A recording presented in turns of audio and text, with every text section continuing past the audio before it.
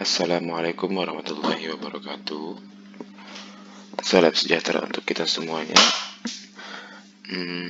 Pada pertemuan kali ini saya ingin mengulas secara singkat mengenai pengertian hukum perdata internasional.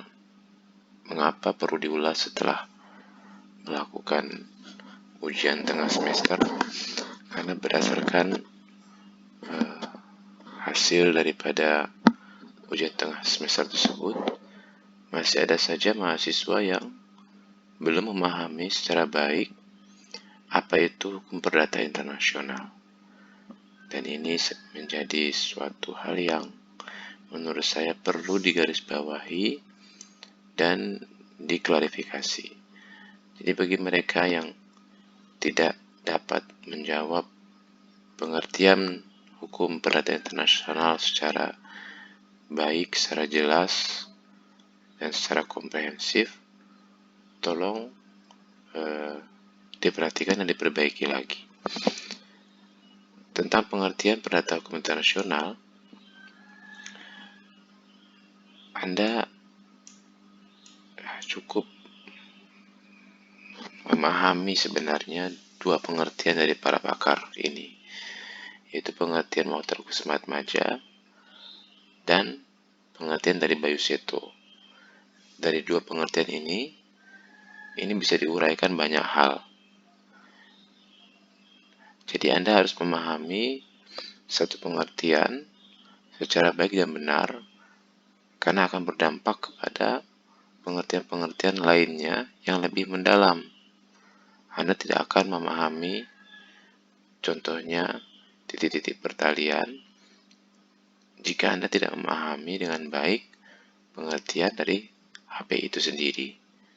Oleh karena itu, pengertian HPI diberikan pada awal perkuliahan. Jadi tolong diperhatikan. Contohnya, pengertian HPI dari Mohtar Kusumaatmadja yang mengatakan bahwasanya keseluruhan HPI merupakan keseluruhan kaidah dan azas hukum yang mengatur hubungan perdata yang melintas batas negara. Ya. Di dalam satu kalimat ini, kita fokus kepada pengertian Mohtar Kusumaatmadja pada kalimat pertama yang mengatakan keseluruhan kaidah. Keseluruhan kaidah itu, apa maksudnya keseluruhan kaidah? Ya, keseluruhan aturan-aturan, baik itu hukum perdata Indonesia, baik itu hukum perdata Belanda atau hukum perdata negara-negara lain. Ya, baik itu keseluruhan kaidah hukum perdata yang terkait dengan perdagangan, perjanjian, ya, pernikahan. Ya, jadi keseluruhan kaidah, aturan-aturan, undang-undang pernikahan, undang-undang terkait yang berkaitan dengan perdata, dan keseluruhan azas. Azas itu apa? Azas hukum. Azas itu adalah yang melandasi suatu undang-undang, yang melandasi suatu peraturan pemerintah, yang melandasi semua peraturan khusus terkait perdata. Dan keseluruhan kaidah dan azas ini mengatur permasalahan perdata. Ya, permasalahan perdata. Jadi Kusumaatmadja menggarisbawahi khusus kepada permasalahan perdata yang melintasi batas negara. Apa yang dimaksud dengan melintasi batas negara ini?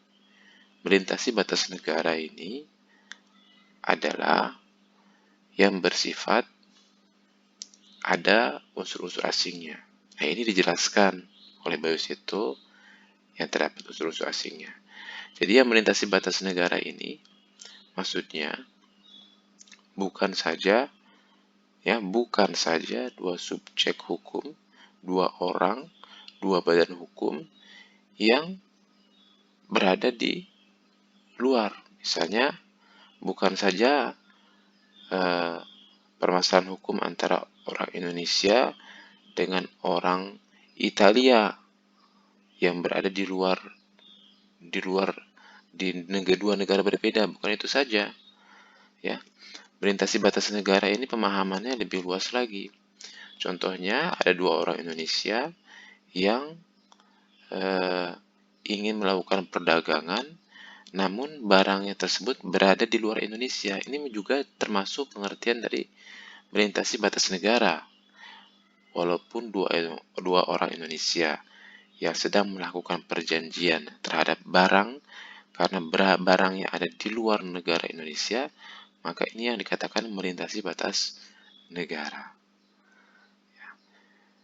Nah, terkait dengan siapa yang melakukan atau subjek hukum dari hukum perdata, ini pun kemarin ujian tengah semester masih banyak yang belum memahami.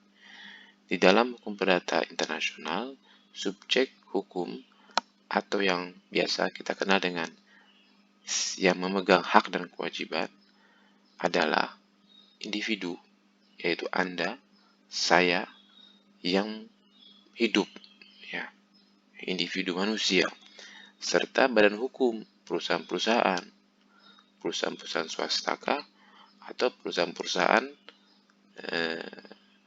negeri. Jadi itulah yang dimaksud dengan subjek hukumnya. Nah, tolong dibedakan. Anda harus bisa membedakan antara subjek hukum perdata internasional dengan subjek hukum internasional. Itu sangat berbeda sekali. Nah, lanjutkan kepada pengertian kedua. Bukan pengertian kedua, tapi lanjutan dari definisi yang diberikan oleh Koh Sumatmaja yang mengatakan bahwasanya HPI mengatur hubungan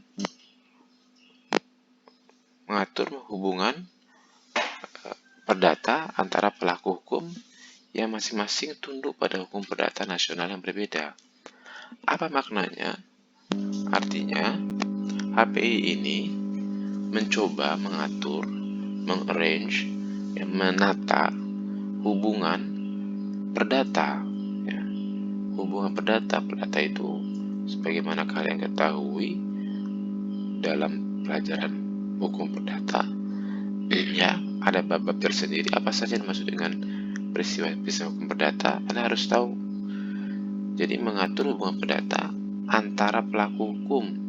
Pelaku hukum itu adalah subjek hukum, baik itu manusia ataupun badan hukum, di mana manusia tersebut atau badan hukum tersebut sebenarnya mereka ini tunduk pada hukum perdata negaranya masing-masing. Jadi saya tunduk pada hukum perdata Indonesia, kawan saya di Perancis tunduk pada hukum perdata Perancis. Ya, ketika saya dengan kawan saya ingin melakukan hubungan perdata, dalam hal ini misalnya jual beli atau perjanjian lainnya antara saya dengan kawan saya yang selaku pelaku hukum ini, saya dan dia ini tunduk pada hukum perdata masing-masing negaranya. Saya tunduk pada hukum perdata Perancis, dia tunduk pada hukum perdata, saya tunduk pada hukum perdata Indonesia, dan dia tunduk pada hukum perdata Perancis. Ya, jadi masing-masing sebenarnya tunduk pada hukum perdata yang berbeda. Nah, kemudian jika melihat pengertian dari Bayu Seto, apakah sejalan atau tidak dengan Motret Sumatmaja? Nah, kita lihat Bayu Seto mengatakan HPI ini merupakan sekumpulan kaidah hukum perselisihan nasional. Ya, perselisihan nasional, hukum nasional yang dimaksudkan untuk menyelesaikan perkara-perkara yang mengandung unsur-unsur asing atau unsur-unsur yang bersifat transnasional. Nah, Bayu Seto ini memberikan suatu penjelasan atau melengkapi pengertian dari Mokhtar Sumatmaja, sama sekali tidak bertentangan. Mari kita lihat. Bayu Seto mengatakan sekumpulan kaidah hukum. Sekumpulan kaidah hukum ini sama artinya dengan keseluruhan kaidah dan azas hukum. Jadi sekumpulan kaidah hukum itu ya dapat berbentuk undang-undang pernikahan, undang-undang tentang perjanjian, undang-undang tentang hukum dagang. Itu sekumpulan kaidah hukum, ya, hukum nasional, ya.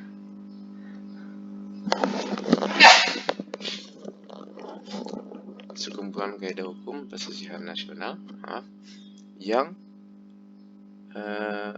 bermaksud di mana tujuannya ini adalah untuk menyelesaikan perkara-perkara yang mengandung unsur-unsur asing. Apa yang maksud dengan mengandung unsur-unsur asing ini? Nah, yang mengandung unsur-unsur asing ini adalah yang apa coba? Yang dikatakan oleh Muster Kusmatmaja masing-masing tunduk pada hukum perdata nasionalnya. Mengandung unsur-unsur asing ini artinya tolong dikaitkan dengan titik-titik pertalian. Titik-titik pertalian connecting factor itu ada dua. Pertama yang titik pertalian primer, kemudian yang kedua titik pertalian sekunder. Ya, yang mengandung unsur-unsur asing ini bisa dia karena kewarganegaraan yang berbeda sehingga ada unsur asing kewarganegaraan, bisa dia karena bendera kapal, artinya ketika melakukan kontrak jual beli di atas kapal yang berbeda kewarganegaraannya, Anda kewarganegaraan Indonesia duduk di atas kapal Qatar yang bendera Qatar, ini ada unsur-unsur asingnya, ada bendera kapal yang berbeda.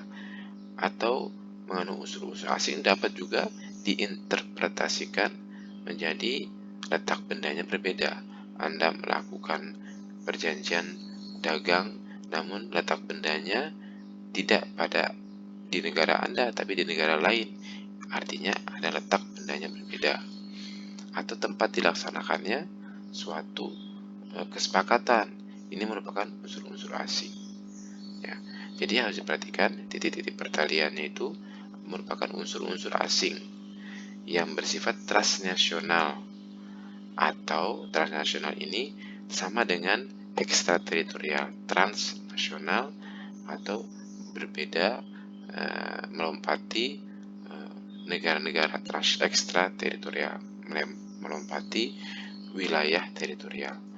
Ya, jadi perhatikan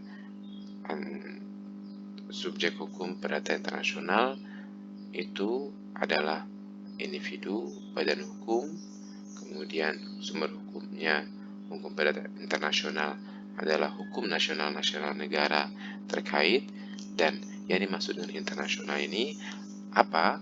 Kata internasional ini merujuk kepada unsur-unsurnya, ada unsur-unsur asing di situnya. Jadi tidak semata ini permasalahan hukum nasional suatu negara, tapi juga di situ mengandung unsur-unsur internasional, baik itu kewarganegaraan, bendera kapal, ataupun dia letak benda. Nah, ini nanti kita akan bahas pada titik-titik pertalian. Nah, itu untuk saya menyampaikan ini untuk mengklarifikasi terkait dengan pemahaman UHPI yang menurut saya ada beberapa mahasiswa yang tidak mengerti, dan ini saya sangat sedih mendengarnya. Ya, sangat prihatin. Kita sudah masuk ke dalam ujian tengah semester, namun masih ada yang belum memahami mengenai hukum perdata internasional. Bagi yang ingin ada pertanyaan-pertanyaan, mohon bisa disampaikan terkait pengertian hukum perdata internasional. Baik, terima kasih. Saya tutup. Wassalamualaikum warahmatullahi wabarakatuh.